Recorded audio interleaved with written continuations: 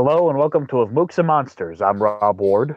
And I'm Tim Niederreiter, and this is episode 121 of the podcast. And today we're going to be looking at using real people or um, real characters as inspiration for your game. Now, throughout history, we've had quite a few people that are seen as just a step beyond, whether that's for good or for bad. And there's just some people that have these very unusual things about them, eccentrics and such. And Yeah. today, going through how to use someone from either history or your real life to influence a character or a society in your game. We'll show you how to do that. Um, I've used this quite a bit. I remember one of the lead antagonists for a game my first game I ever ran was based off a guy in college that we just did not like. um, and he would have I gave him the same kind of verbal tics as this guy. This guy is a bit like what you would consider now an incel, pretty much. Mm. Um, and he's just, always blaming everybody but himself. He's always, um, throwing shots at people, making the same stupid mistakes over and over again. And so it's kind of comedic, this one, because Yeah. I'd give this character a voice of rumble grumble, kind of having this type of voice going on. This was President Niagara of the United States, and he essentially caused the place, the country to collapse. Was this a bit immature? Yeah, but was it funny? It was amazingly funny. Yeah, and when you use So a character that everybody knows, everybody in our group knew that guy anyway. So it makes sense to use a character that has resonance with the group. yeah, because no one in the group particularly liked the guy. Um, I would say so far as we disliked him. Mm. And, if I wanted to make sure that people had the same opinion of this character, I threw in some of the qualities that, even though they're um, very not hidden at all, who I was taking as inspiration, it still represented the things that we disliked about this guy. And thus, I had my players dislike this character from the start. Yeah, and well, one of the other things about using a character from your personal life, basically, is that it can be offensive if not everyone has the same opinion. The same goes for actually any character in the modern day. Usually, even history, it can happen if you've got Oh, a strong sure. enough history buff. Somebody you're like, oh, I really like that guy from history, and they're not just going to casually laugh off that you made fun of Charlemagne or whoever. But you don't always have to make fun of them either. You can use it as an inspiration. This can go in every direction. Mm-hmm. Absolutely. And had I not even used, if I haven't made like a total parody of this particular guy, um, I could have probably still used those qualities in someone else, even if they didn't speak like grumble grumble, rumble grumble, make Oh. my bills. or if they only talked like the character that you're thinking about, Oh yeah, but they yeah. didn't have the other mannerisms necessarily. That kind of thing would be fun too. I mean, there's a lot of, you can take different parts of characters or people from life and use them in your stories or games. I guess we're talking games. Sorry. And that's No, pretty. Yeah. it is very much, taking that's number one in, using a person, someone for influence.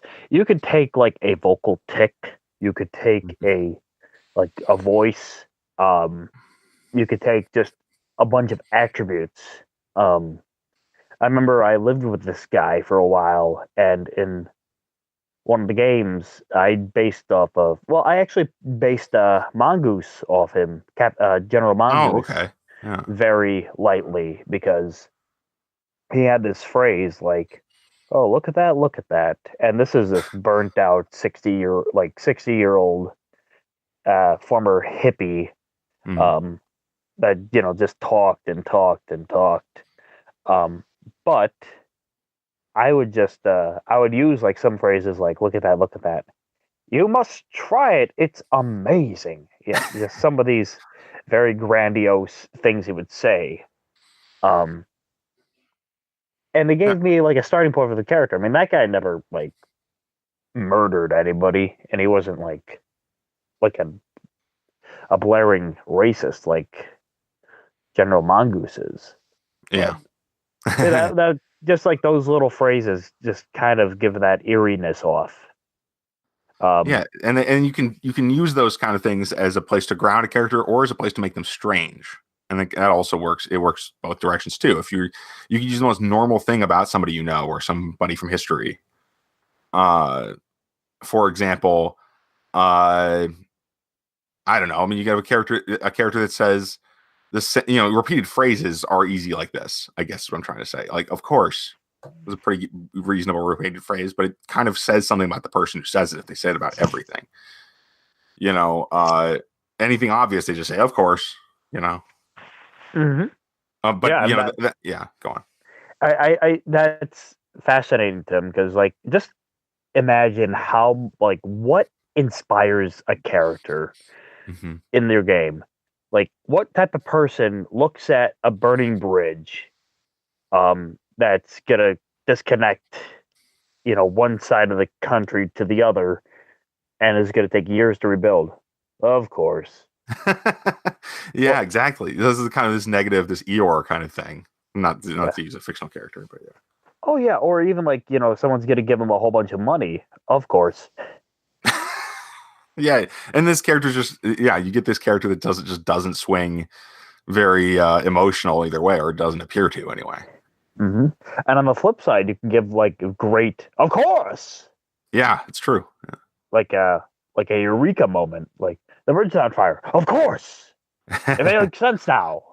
And from that like simple phrase, you can have so much depth to that character.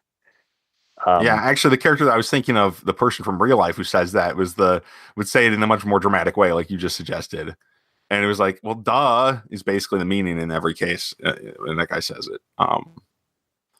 Uh, yeah, he's a he's a public figure. I'm not going to name the name, but it's amusing that this character and anyone who probably can figure out who I'm talking about now if they've watched much YouTube.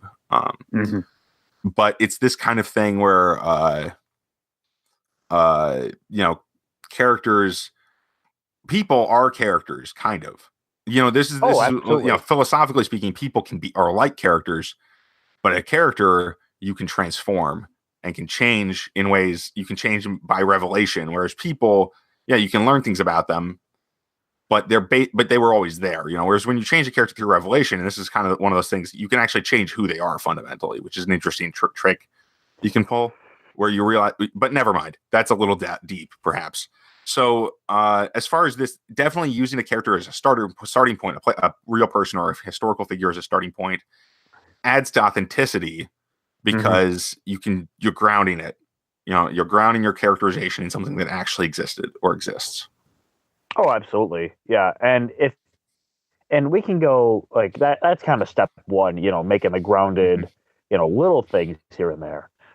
You could also use that person as an archetype, Hmm. or a,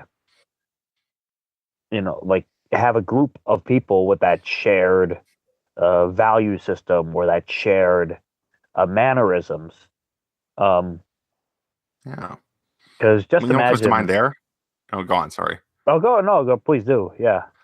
Well, Napoleon Bonaparte and his marshals, his generals. Hmm. That comes to mind immediately because Napoleon is this very distinct character from history, and a lot of the people who were his commanders, his sub-commanders and stuff, were just as weird as him or just as distinct as he is. partially because that's pretty recent history, so we know a lot about them. Mm-hmm. Yeah. Yeah, no, that's a fascinating thing.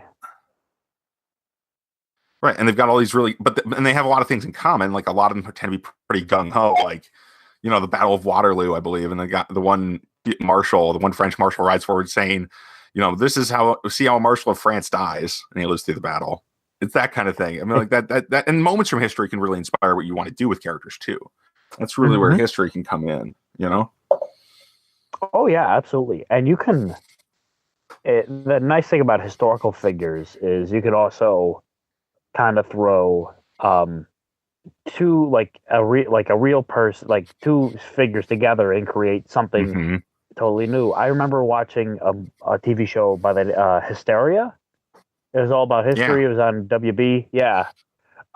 They had an episode where they were talking about the William Tecumseh Sherman and his March to the Sea, and they made Sherman essentially because they wanted to play up that he was like nuts. They based him off of Pee Wee Herman. Our special word for the day is total war. Yeah, it was so messed up, but it was that's funny. weird. Yeah. Oh man. Remember, war is hell. Now you can't say hell on the thing, but it's taken in a historical Yeah, it was. It's a wacky show, and yeah, I remember that show was too much for me at the time. Like I couldn't really watch it; it was too crazy as a kid. It was pretty nuts. I loved it, but I was just like, oh wow, this is.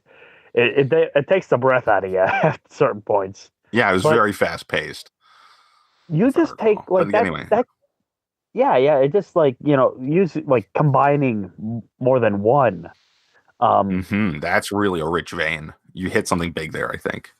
Yeah, it really is a, and actors like Johnny Depp is notorious for doing it too, because he always he has the character that's written, and then he'll throw in, like Jack Sparrow, based a lot of that on Keith Richards. Oh, okay. The mannerisms and all that stuff. Oh, that makes a lot of sense. Yeah, now that I think about it. Because you find people in that vein, and absolutely. Yeah, and it doesn't have to be the position of the character. For example, it's not a king who's also an admiral or something. You could do that, but I was thinking, like, if you're looking at historical figures or characters, you could say, well, like you said, like this guy he's a pirate with the mannerisms of Keith Richards.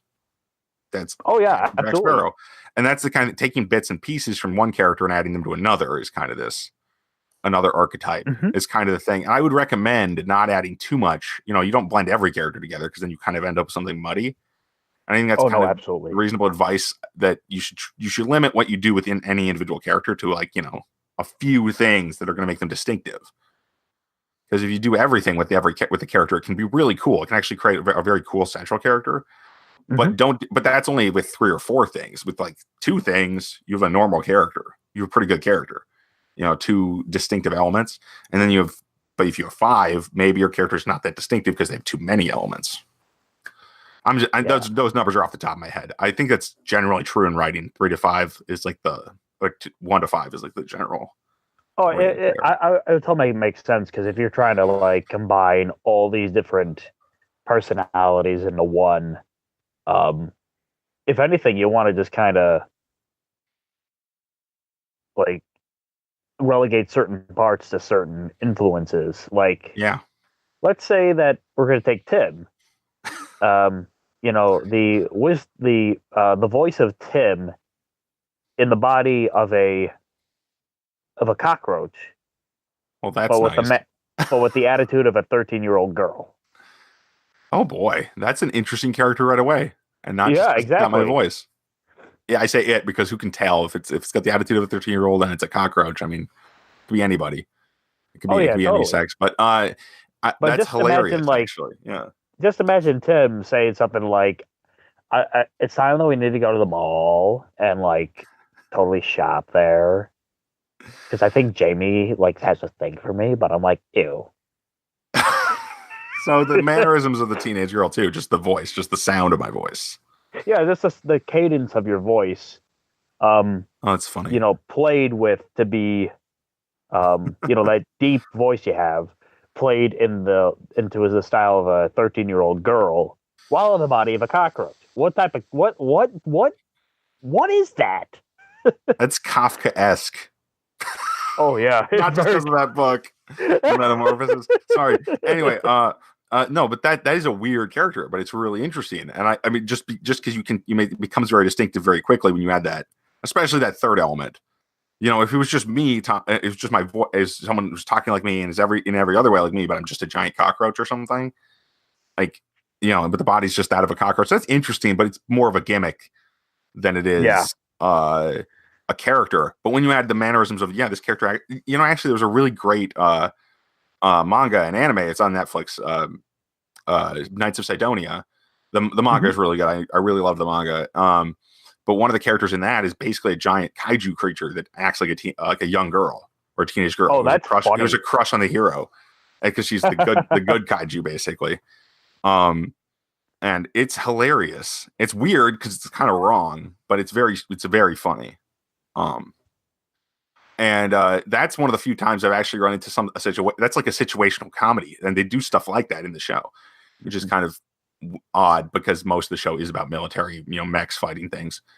But anyway, the point is that, but actually that's not a bad thing. That's not a bad way to go on, even though that's again, we're kind of straying from the real world at that point, but I'm using real examples. But one of the things that makes that really cool is that it provides depth to the experience of the story. And that can be really useful in anything. Having a character that's funny, but also highly competent, for example, it's a pretty easy way of doing it.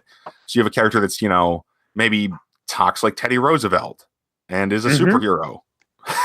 He's a literal superhero, but he talks like Teddy Roosevelt, and that sounds like a funny combination. But on the other hand, if he's a superhero, he's able to do whatever. He might be actually really useful as an ally or something. Precisely. And imagine just, throwing with this type of experimentation and just throwing stuff to the wall when you want to make a character different. Because that's really what this exercise is for. Yeah. Sometimes you might have just generic cult leader and you want to spice that up a little more. Or, just an NPC that you really want to make an impact. But you're just kind of falling into the same voice and all that stuff. Yeah. You can play it with, imagine a superhero that has a voice like Dracula. They have come to save the day. Oh, that's hilarious. That right there. There you go. Yeah. It doesn't take much sometimes, and even if the hero's not a vampire, that makes it even better in some ways. It just talks like a vampire character. A specific one. But, absolutely. Yeah, but the other thing I was going to say, you definitely hit on it, that it's about making characters distinctive. And that's really important. And I think that's why you generally only need a few elements to make them really stand out. And it can be really fun to have a character that is extremely noticeable in a way. Okay, this is the guy. And it also really does help define for your players who these characters are. So it's not even so much the role, right? Okay, that's kind of where my head was stuck early on, but you've really cleared it up a little bit. This is about characterization more than it is about the role of the character in the story or even in the world. Does that make sense? Absolutely, yeah. I would say having this exercise is really for characterization. Yeah. It really is for building that character. And since we're kind of coming towards the end of this episode, there's one more thing I'd like to explore. Sure. And that is, give me a historic, a figure from pop culture or history or just anywhere. Just 1 second. Okay. I'm going to say, because most of my examples I'm thinking are really ancient. You may not know them. So I need to get... I know pretty ancient guys. Okay, let's say, but the one that jumped to my mind immediately, just because he got a catchy name, is Gilgamesh. Do you know that one?